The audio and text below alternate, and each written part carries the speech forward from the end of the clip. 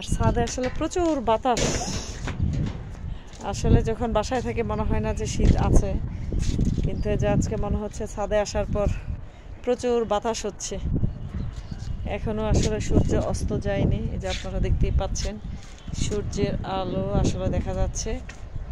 এই যে আমি আসলে কিছুদিন আগে আমাদের ছাদের গাছগুলো দেখিয়েছিলাম, কিন্তু এই যে একটা পেঁপে গাছে আসলে অনেক ফুল ধরেছে, অনেক ফুল। হ্যাঁ, আসলে ছাদে আসলে ভালোই লাগে, কিন্তু কেন জানি ছাদে উঠতে ভালো লাগে না, মাঝে মধ্যে ছাদে আসতে ইচ্ছে হয় না। এটা কোথায় গেল? রাফিয়া আসো আসো, এই যে এখানে লুকাইছে আমার মেয়েটা। ছাদে আসলে যা করে না দেখি। এই যে দেখো তোমরা সবাই, রাফিয়া কোথায়, রাফিয়া কোথায় দুষ্টামি করে। রাফিয়া এটা না বাবা, না চলো যাই। না মাথার মধ্যে না, আসো, কম্বল না। এই যে তো হচ্ছে অবস্থা। ছাদে একটু হাঁটি গুটি তারপর যাই। বাতাস কেন জানি রাফিয়া, তাই না? আজকে মনে হচ্ছে প্রচুর বাতাস।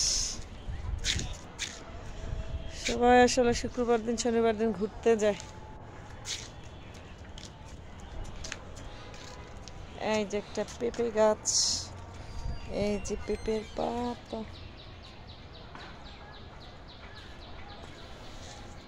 এই যে একটা পেঁপে গাছ। আমার বাবা কি করতেছে বলো? খালি দৌড়াচ্ছে। কি গাছ? কমলা গাছ, পেঁপে গাছ, আম গাছ। এই যে আমার বাবা পরিচয় করাই দিচ্ছে আমাকে। এই যে সাথে তো প্রচুর গাছ। কোনটা? হ্যাঁ ওইটা আম গাছ। না যাবো না,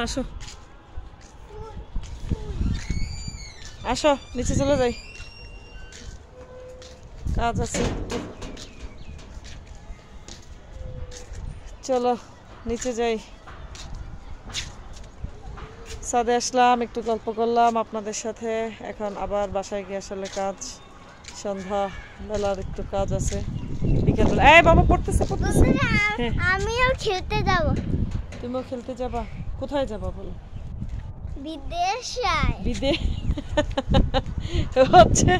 বিদেশায় খেলতে যাবে।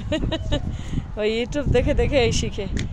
আচ্ছা ঠিক আছে, সবাই ভালো থাকবেন, সুস্থ থাকবেন, আমাদের জন্য দোয়া করবেন, আরও যেন নতুন ব্লগ নিয়ে আপনাদের সাথে হাজির হতে পারি। আল্লাহ হাফেজ, বাই বাই।